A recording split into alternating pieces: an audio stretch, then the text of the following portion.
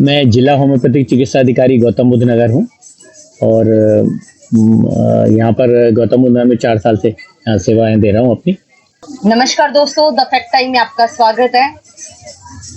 Saint doctor Gurmeet Ram Rahim Singh ji इंसान ने actually society के लिए क्या सोशल वर्क उन्होंने किए हैं, क्या कंट्रीब्यूशन उनका रहा है। स्पेशली अगर हम वुमेन्स की बात करें, वुमेन एम्पावरमेंट के लिए सेंट डॉक्टर गुरमीत राम रहीम सिंह जी इंसान का क्या रोल रहा है, इसके लिए हम सीधी चर्चा करते हैं। डॉक्टर ललित जौहरी जी हैं हमारे साथ, उनसे जानते हैं उनका क्या कहना है। डॉक्टर ललित जौहरी जी, आपका द फैक्ट टाइम में स्वागत है। नमस्कार मैम। सर, क्या प्रोफेशन है आपका? मैं जिला होम्योपैथिक चिकित्सा अधिकारी गौतम बुद्ध नगर हूँ और यहाँ पर गौतम बुद्ध नगर में 4 साल से यहाँ सेवाएं दे रहा हूँ अपनी। और जैसा आपने ये सवाल किया, ये बहुत लाजवाब सवाल है क्योंकि वुमेन एम्पावरमेंट को लेकर कई सरकारें पीछे काफ़ी ज़्यादा जागरूक हुई थी, लेकिन उसमें एक मोदी गवर्नमेंट का भी एक नारा भी है, बेटी बचाओ बेटी पढ़ाओ। लेकिन यदि 1990 में जब संत डॉक्टर गुरमीत राम रहीम सिंह जी इंसान ने गुरगद्दी संभाली, तभी से गुरुजी ने वुमेन एम्पावरमेंट के लिए इतने ज़्यादा काम किए हैं, मतलब कोई भी काम उन्होंने छोड़ा ही नहीं है, ये समझ लें। तो जैसे उदाहरण के तौर पर सबसे पहले तो ये था कि जैसे किसी को कोई लड़कियां 2 हो गई तो वो उसी चिंता में कि भाई लड़का जरूर होना चाहिए, ये करके वो तीसरी संतान के लिए प्रेरित हो जाता था और वो कई बार वो भी लड़की हो जाती थी, तो उसको एक बड़ा भारी सबब हो जाता था कि मैं अब कैसे उनका परवरिश करूँगा, क्या करूँगा, या फिर वो उसको गर्भपात करवा देता था, जिसको लोग आम भाषा में कि भाई मैं तो सफाई करा रहा हूँ सिर्फ, जैसे उनको कोई बात ही नहीं लगती थी, जबकि उनको ये नहीं महसूस होता था कि वो कितना बड़ा पाप के भागी बन रहे हैं। तो उसको उन्होंने दूर किया। उन्होंने कहा बेटा हो या बेटी, सबको एक समान समझिए। यदि आप बेटी को भी उतने ही उसी ढंग से परवरिश करेंगे जैसे एक पुत्र की करते हैं, तो वो भी आपका नाम रोशन करने में कोई कमी नहीं छोड़ेगी। दूसरा, एक लोगों को ये लगता था कि यदि बेटी रहेगी तो वंश कैसे चलेगा। सबसे बड़ी परेशानी ये भी उन लोगों को लगती थी, ताने भी रहते थे, घर परिवार का प्रेशर भी रहता था। तो उन्होंने उसका भी ये बताया कि यदि आपकी एक ही बेटी है तो आप एक ऐसे किसी परिवार में उसकी शादी कर लो जहाँ 2 पुत्र हों। उनका एक पुत्र जो है बाकायदा जिस तरह से बहू शादी के बाद विदा लेकर अपने ससुराल में जाती है, वो पुत्र गुरुजी के आह्वान पर वो पुत्र अपनी शादी के बाद उस लड़की के घर आ जाता है और वो उनके पेरेंट्स की भी देखभाल करता है और वो उसी परिवार में रह के आगे चलाता है। और जब उनके कोई आगे बच्चा या कोई औलाद होती है तो जब उसका नाम स्कूल में लिखा जाता है तो उसके पेरेंटेज में उसकी माँ का नाम पहले लिखा जाता है, मदर ऑफ करके। तो एक बहुत बड़ी जिसका गुरुजी ने नाम दिया है कुल का क्राउन।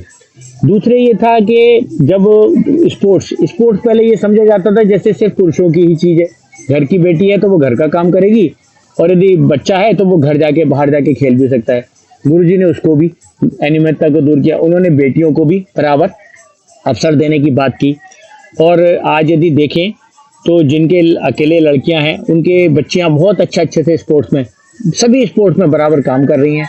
रोलर स्केटिंग एक इंडिया की टीम है जो बहुत पहले कोई जानता भी नहीं था, जिसका जापान हमेशा से चैंपियन रहता था। गुरुजी ने वो टीम बनाई जिसमें देश की चुनिंदा मतलब 5, 6, 7 तक जो टीम में सदस्य होती थी महिलाएं, वो तो गुरुजी के स्कूल की ही, कॉलेज की ही होती थी। और उसके बाद उन्होंने गोल्ड मेडल भी जीता उसमें। तो मतलब उन्होंने अपनी पूरी छाप अंतर्राष्ट्रीय स्तर पर छोड़ी, जिससे ये सारे मिथ खत्म हो गए कि बेटी जो है वो पुरुषों से कहीं भिन्न है। तो इसलिए वो समानता का उन्होंने दर्जा दिया। उन्होंने आत्मरक्षा के लिए भी उनके कैंप लगाए जिसमें जूडो कराटे में उनको अभ्यस्त कराया। वो यदि उनको रास्ते में कोई परेशान करे तो वो अपने बाकायदा उसका जो है वो लड़ाई लड़कर अपना आत्मरक्षा भी करती हैं। तो इस तरह का उन्होंने कोई कोर कसर नहीं छोड़ी। और एक्चुअली में मतलब ग्राउंड लेवल पे ये एक्चुअली में वर्क होते हैं, जैसे आपने बेटी से वंश चलाने की बात की है। जी बिल्कुल, ये आपने बड़ा अच्छा सवाल पूछा कि ये सब कागजों पे ही है या ग्राउंड लेवल पे भी कुछ होता है। नहीं, ऐसा नहीं है। अब तक लगभग 25 से 27 शादियां ऐसी हो चुकी हैं जिसमें कुल का क्राउन का पालन किया जा रहा है। यानी उनका वो उन शादियों में वो पति, उस लड़की का पति वो अपने सास ससुर के यहाँ कर रह रहा है जिसको पुराने जमाने में लोग घर जमाई कह के चढ़ाया करते थे, वह आज उसका एक आदर और सम्मान का सूचक शब्द बन चुका है। और वो आके जिनकी एक लड़की है उनके परिवार को भी देख रहा है और वो आके वहाँ उस परिवार में रह रहा है। ठीक इसी तरह से एक और बात याद आ गई मुझे कि एम्पावरमेंट में एक बहुत बड़ा कार्य कि वैश्यावृत्ति पूरे विश्व का एक बहुत बड़ा सोचनीय विषय है जो दिन प्रतिदिन बढ़ती चली आ रही है। पहले वैश्यावृत्ति के लिए रेड लाइट एरिया घोषित किए जाते थे जो शहर में, गांव में या चंद टाउनशिप में एक छोटा सा एरिया में उनको एलोकेट कर दिया जाता था। लेकिन अब वैश्यावृत्ति बहुत तेजी से चारों तरफ फैलती जा रही है। यहाँ तक सुनने में आ रहा है कि मसाज पार्लर्स वगैरह और ऑनलाइन भी कॉल करके भी आप आजकल कर, तो ये जो फैलाव है इसको रोकने के लिए गुरुजी ने एक बहुत बड़ा कदम उठाया जो बहुत ही सराहनीय और अतुलनीय है। उन्होंने मजबूरी वश वैश्यावृत्ति के धंधे में फंसी जो वैश्याएं हैं, लड़कियां हैं, उनको ये आह्वान किया मीडिया के सामने अपने सत्संग के दौरान कि वो आए उस धंधे को छोड़कर, तो वो उनका इलाज करवाएंगे, उनको अपनी बेटी बनाएंगे और उनका सभ्य समाज में रोजगार वाले लड़कों के साथ उनका शादी कराई जाएगी और वो एक समाज की मुख्य धारा में उनको जोड़ा जाएगा। ये 2012 की नवंबर 2012 की बात है।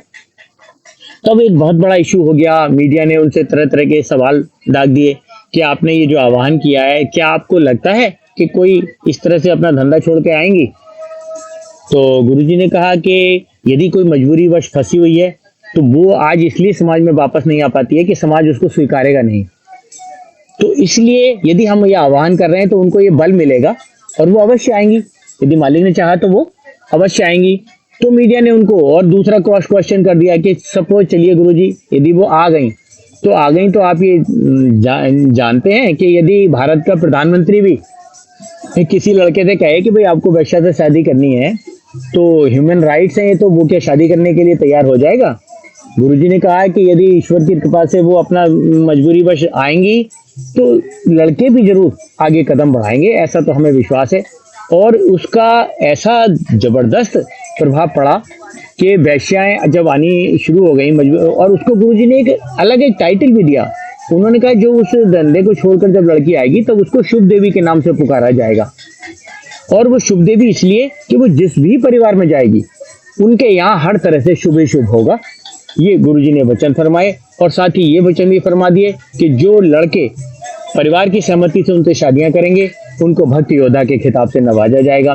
तो चंद ही वो शुभ देवियां आई थी, तब तक लगभग देखते ही देखते 1500 अविवाहित युवकों ने अपने परिवार की रजामंदी के साथ लिखित रूप में प्रण कर दिया कि जो भी धंधे में से लड़की यदि छोड़कर आएगी तो हम उससे शादी करने के लिए तैयार हैं। और अब तक 20 से ऊपर शादियां हो भी चुकी हैं और वो अपने घर परिवार में बहुत अच्छे से रह रही हैं, वो मुख्य धारा में जुड़ चुकी हैं, अपने आगे उनके बच्चे भी हैं।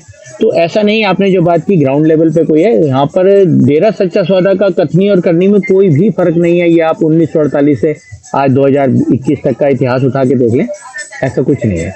वहाँ कथनी और कथनी एक समान है। अभी आपने जो प्रोस्टिट्यूशन का बताया, अगर हम अपनी भारत की संस्कृति की बात करें, जहाँ जो भी हमारी सोसाइटी है एक गाली के रूप में उसको मानती है, अभी तक जो गुरुजी ने ये शुरू किया, तो कितने समाज का हिस्सा या कौन लोग हैं जो उनको एक्सेप्ट करते हैं? एक्चुअली में क्या है रियलिटी? देखिए, प्रोस्टिट्यूशन बहुत प्राचीन समय से चला आ रहा है। पहले मंदिरों में देवदासियां रखी जाती थी, लेकिन ये प्रचलन था वो देवदासियों के द्वारा ही वो प्रोस्टिट्यूशन का चलन था और इससे कोई भी कंट्री बचा हुआ नहीं है। लेकिन कहीं ना कहीं समाज को ये स्टिग्मा समझ में आने लगा था कि यदि ये इस तरह से बढ़ के घर परिवारों तक, मसाज पार्लर के थ्रू क्या होगा, घर परिवारों तक ही फैलेगा, तो ये समाज में एक विकृति ला देगा। इसलिए लोगों के अंदर से ये परेशानी तो पैदा थी, लेकिन उनको इसका कोई भी तरीका समझ में नहीं आ रहा था। ऐसे में जब गुरुजी ने ये कदम उठाया तो इसका मीडिया ने और जो भी एक स्वस्थ बुद्धिजीवी वर्ग है उन्होंने इसका बहुत खुल के स्वागत किया। और यहाँ तक कि लड़कियां, आप सोचिए कि कहते हैं वैश्याओं के तो दलाल होते हैं, वो लोग उनको उस धंधे से निकलने नहीं देते। ऐसे में भी यदि 20 से ऊपर शादियां अब तक हो चुकी हैं तो ये इसी बात की निशानी है कि ये मुहिम गुरुजी की सफल रही है और लोगों में जागरूकता आई है, तभी तो ऐसा हो रहा है कि नहीं तो कौन उनसे शादियां करता, कौन उन्हें स्वस्थ समाज में जगह देता। सर कैसे की जाती थी उनकी शादी, अरेंजमेंट कैसे होता था, ओपन एरिया में होता है क्या? इसके लिए गुरुजी ने एक विशेष सिस्टम बनाया था। कई बार आप ऐसा होता है कि कोई धंधा छोड़ के किसी तरह से यदि आ भी गई, तब भी दलाल कई बार वो पीछे से आ जाते थे। तो गुरुजी ने उनकी आइडेंटिटी को शुरुआती दौर में, जब तक उनकी शादी नहीं हो जाती थी, उसको गुप्त रखा। और क्योंकि सबसे पहले गुरुजी ने ये भी कहा था कि सबसे पहले उनका पूरा मेडिकल एग्जामिनेशन होगा, और यदि उनको कोई बीमारी है तो पहले उसको जड़ से समाप्त किया जाएगा और फिर उनकी शादियां कराई जाएंगी। तो उसमें जो भी समय लगता था, किसी को डिजीज होती थी, किसी को नहीं भी होती थी, तो उस सबको देखने के लिए भी कुछ समय शादी से पहले गुरुजी को चाहिए होता था। तो पहले उनकी इलाज कराया जाता था और उस दौरान उनकी आइडेंटिटी को गुप्त रखा जाता था। और उसके बाद वो जो 1500 लड़के जिन्होंने लिखित रूप में प्रण कर लिया था, उनके परिवारों को बुलाकर और उनमें से वो सिलेक्ट करके वो लड़की की शादी की जाती थी। और उसके बाद जब वो अपने परिवार में पहुंच जाते थे, तब उनकी आइडेंटिटी को ओपन कर दिया जाता था। इस तरह से ये मुहिम आगे बढ़ी। सर जो वुमेन एम्पावरमेंट की जब हम बात करते हैं, तो आजकल जो न्यूज़ में चल रहा है, मतलब छोटी छोटी बेटियों के ऊपर भी ऐसे अत्याचार हो रहे हैं, ऐसे क्राइम्स आते हैं, आए दिन ऐसी खबरें आती हैं, तो इसका बेसिक रीज़न क्या लगता है आपको? मतलब ऐसी क्यों वुमेन की रिस्पेक्ट लोगों के दिमाग में कम होती जा रही है आजकल, खासकर यूथ की अगर हम बात करें? इसका यदि हम देखें तो इसका संस्कृति का विघटन है। ये एक्चुअली हमारी जो एजुकेशन सिस्टम है, वो ज्ञान के लिए एजुकेशन मानी जाती थी, और उस ज्ञान में जो है सभी तरह का ज्ञान मिश्रित होता था, जिससे वो अपना रोजगार भरण पोषण कर सके, और साथ ही साथ हमें जीवन में क्या करना चाहिए, क्या अच्छा है, क्या कुरीति है, क्या रीति है, क्या अच्छा है, क्या बुरा है, इसका ज्ञान भी एजुकेशन के जरिए लोगों को हो जाए। लेकिन अब जब से लॉर्ड मैकाले पद्धति से जो हमारा एजुकेशन सिस्टम है, इसमें संस्कृति को लेकर तो कोई भी शिक्षा है ही नहीं।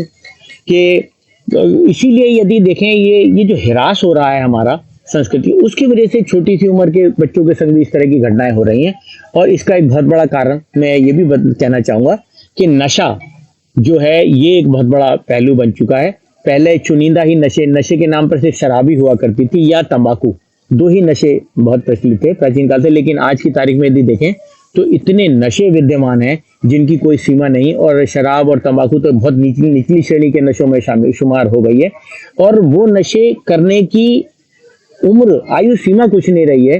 किशोर अवस्था से ही लोगों को नशे की लत डाली जा रही है। पिछले दिनों आपने देखा हो तो ये भी सुनने में आया था कि चॉकलेट में नशीले पदार्थ पाए गए। तो उसके पीछे यही ऐसा लगता है ये कि शायद उनको चॉकलेट के माध्यम से उनके जो टिश्यूज हैं, ब्रेन टिश्यूज हैं, उनको एडिक्ट कर दिया जाए धीरे धीरे, और जैसे ही वो किशोर अवस्था में पदार्पण करें तो उनमें वो बाह्य नशों की आदत बहुत जल्दी से डेवलप हो जाए। तो नशा इसका एक बहुत बड़ा कारण है, क्योंकि नशे में आदमी अपना सब कुछ खो बैठता है, और नशा जो है एक्साइटमेंट पैदा करता है।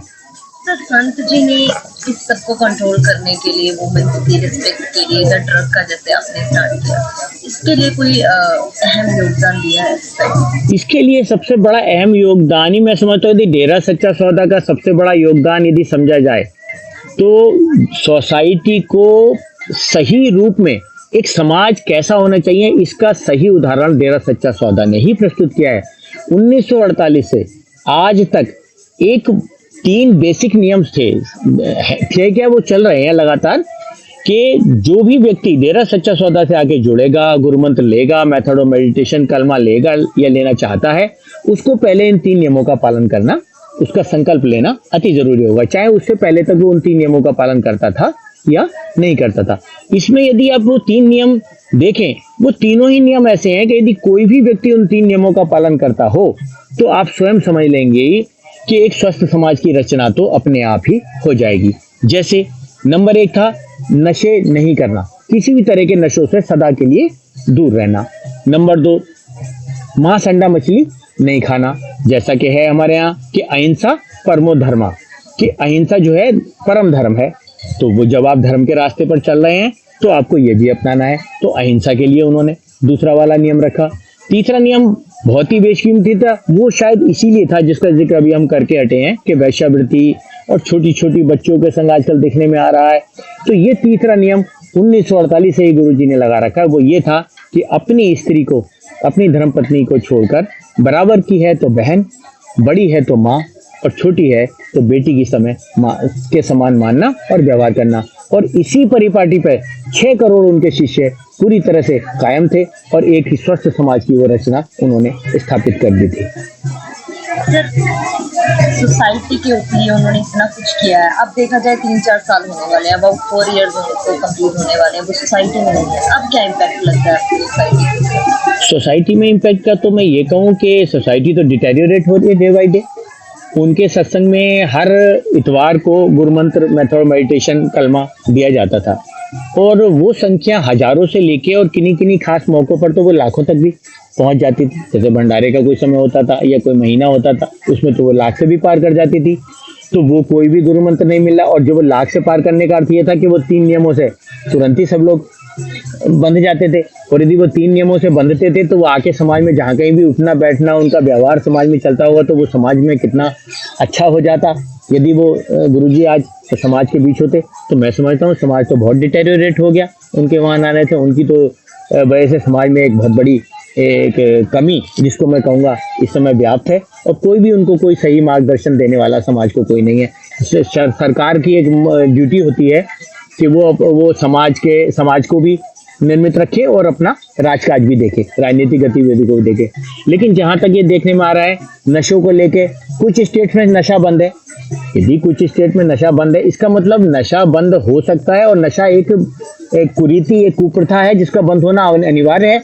और मुझे तो इस बात पे एक बहुत बड़ा ताज्जुब होता है। मैं तो गवर्नमेंट जॉब में हूँ, आपको एक बात और बताऊंगा, आपके माध्यम से जाएगा तो बड़ा अच्छा रहेगा। हमारे यहाँ सरकारी जो विभाग होते हैं उसमें 2 विभाग हैं। एक है नशा रोको विभाग, एक है एक्साइज विभाग जिसके थ्रू नशे को बिकवाया जाता है। मुझे ये समझ में नहीं आ रहा बात कि एक ही सरकार को इन दोनों विभागों को मैनेज करना है। उधर से वो चाहता है कि इस विभाग की इनकम पूरे सालाना बढ़े और दूसरे विभाग का भी रोल चाहता है कि इसके द्वारा लोग नशों से दूर रहें। तो मुझे आज तक ये बात में बड़ी मुझे हंसी भी आ जाती है कई बार और कई बार मुझे तरस भी आता है कि ये आखिर क्यों, ये हम क्यों नहीं उसको ठीक से एनालाइज करके ये सोच लेते कि हमें नशा जो रोकना ज़्यादा जरूरी है इस समाज और हमारे भारतवर्ष के लिए, ना कि नशों से आने वाली इनकम को लेके। एक इसमें मैं आपका ध्यान आकर्षित करना चाहूँगा, गुरुजी के कई सत्संग में होते थे तो मीडिया उनसे हमेशा सवाल जवाब करते थे। उन्होंने ये खुलकर कहा था कि हम आपके माध्यम से माननीय प्रधानमंत्री जी से ये निवेदन करना चाहेंगे कि यदि वो नशों पर पूर्ण रूप से प्रतिबंध लगा दें, क्योंकि सरकार ही यदि कोई काम लागू करती है तभी वो पूरे समाज पर लागू आसानी से हो पाता है। तो हम नशों से होने वाली जो आय है उसकी जो भरपाई है उसको, चूंकि हम एग्रीकल्चर साइंटिस्ट हैं, उसके जरिए हम ऐसी हमारे पास साइंस में आयुर्वेद में इस तरह की वो हैं जो हम पैदावार में देंगे ताकि हमारा भारत में वो कमी जो हमारे नशों से आने वाली रेवेन्यू में होगी वो होने नहीं पाएगी। गुरुजी ने उसका भी पूरी तरह से कोशिश की थी और ये अपना वादा किया था कि हम उसमें कोई कमी आने नहीं देंगे। तो उन्होंने तो कोई कोर कसर भारत को आगे ले आने में नहीं छोड़ी। जैसे डॉक्टर आपको क्या लगता है फिर सोसाइटी कब नीड है सर? उनकी नीड अब क्या, संतों की नीड तो सदा से रही है। उनके बिना आप समझिए जीवन का कोई महत्व ही नहीं है। यदि हम आज भी यदि देखें, एक होता है शारीरिक रूप संत का, एक होता है संतों की जो पुनर्रचित वाणी है उसके द्वारा। आज भी आप देखिए 700 वर्ष हो गए हैं कबीरदास जी को। कबीरदास जी आप शरीर रूप में तो नहीं है, लेकिन आज क्या कबीर जी, और ये भी कहा जाता है कबीर जी बिना पढ़े लिखे थे। कबीर जी पढ़े लिखे नहीं थे, लेकिन आज यदि किसी को हिंदी में PhD करनी हो, डीलिट करनी हो, तो वो बिना कबीर के साहित्य के पढ़े उस डीलिट और PhD की उपाधि को हासिल नहीं कर सकता।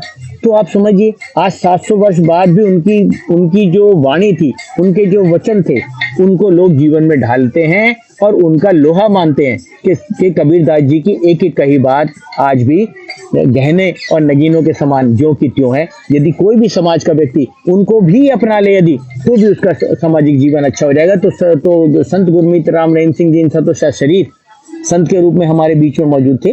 तो उनकी कमी का तो कोई मैं क्या बताऊं कि उनकी कमी को कोई भरपाई हो ही नहीं सकती। सोसाइटी के दिमाग में एक फोबिया जो मीडिया में काफी खबरें दिखाई गई 3-4 साल पहले गुरुजी के लिए, जहाँ उनके ऊपर जो भी एलिगेशंस लगाए जा रहे हैं, उनके मतलब सोसाइटी के दिमाग में एक फोबिया, एक अलग इमेज गुरुजी की आश्रम को लेकर एक बहुत अलग बनी हुई है। आप क्या बताना चाहोगे इसके लिए? क्या सोसाइटी को इसके बारे में मैं ये बताना चाहूँगा कि एक्चुअली समाज कुछ इस तरह का और हमारा समाज में जो कुछ घटनाएं मीडिया के थ्रू हम लोग को मिल रही हैं उसमें यदि देखने में ये आ रहा है कि गलत चीजें यदि 99% सुनने और देखने में आ रही हैं, तो 1% चीजें ही अच्छी और सही सुनने में आ रही हैं। ऐसे में जब गुरुजी पर एक गुमनाम चिट्ठी के द्वारा, जिसका कोई आज तक अभी जब इन्वेस्टिगेशन ऑफिसर भी लगे और 2002 से लेके 2017 तक केस चला भी, उस दौरान में भी वो कोई ऐसा उनको टेस्टिमोनियल ऐसा नहीं मिल पाया कि भाई वो उनका कोई पता चल पाए, और बहुत दिनों तक तो वो सामने ही नहीं आ पाए, और बाद में भी उनका कोई परीक्षण नहीं हुआ। एक गुमनाम चिट्ठी के द्वारा ही सारा वो एक सर्कमस्टेंशियल एविडेंस देख देख के ही उनको जबरदस्ती, वो एक मर्डर केस था जो छत्रपति, उस मर्डर केस में गुरुजी कहीं नहीं थे, किसी ने मर्डर किया, कहीं मर्डर हुआ डेरे से बाहर, उसमें ये मोटिवेशन दिखा दिया कि शायद उनके कहने पे हुआ है। तो इस तरह से जब वो एक लोअर कोर्ट से इस तरह का एक वर्डिक्ट आ गया, तो उसके साथ ही मीडिया ने कुछ और बातों को उसको गलत रूप में दिखाना शुरू कर दिया। जैसे एक बहुत बड़ा आपको बताता हूँ, एक वो सबको जहन में भी है कि बातें तो सभी गलत थी, 200 की 200%, 100% नहीं बोलूंगा मैं, कि डेरे में नरकंकाल मिले।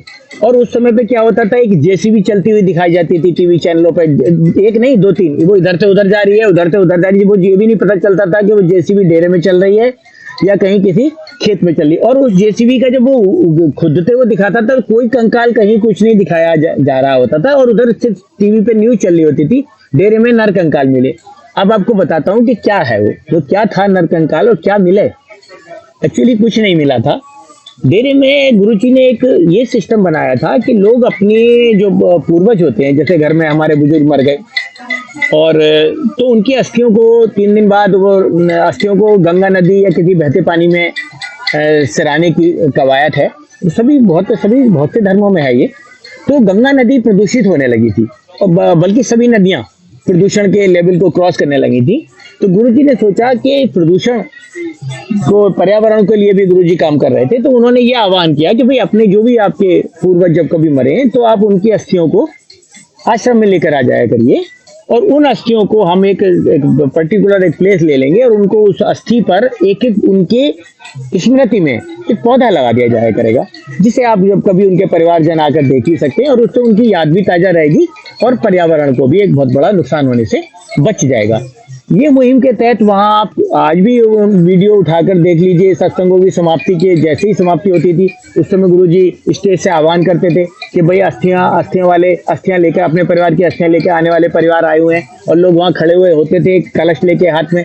आप आज भी दे दिए, साथ प्रमाण है मौजूद है। तो उसको गलत तरह से तोड़ मरोड़ के प्रस्तुत कर दिया गया कि नरकंकाल मिले। वो वहाँ अस्थियों पर पेड़ लगाए गए हैं, और वहाँ बहुत सारे पेड़ हैं, हजारों में पेड़ हैं, आज भी वहाँ टैग हैं, जाके कोई भी देख सकता है।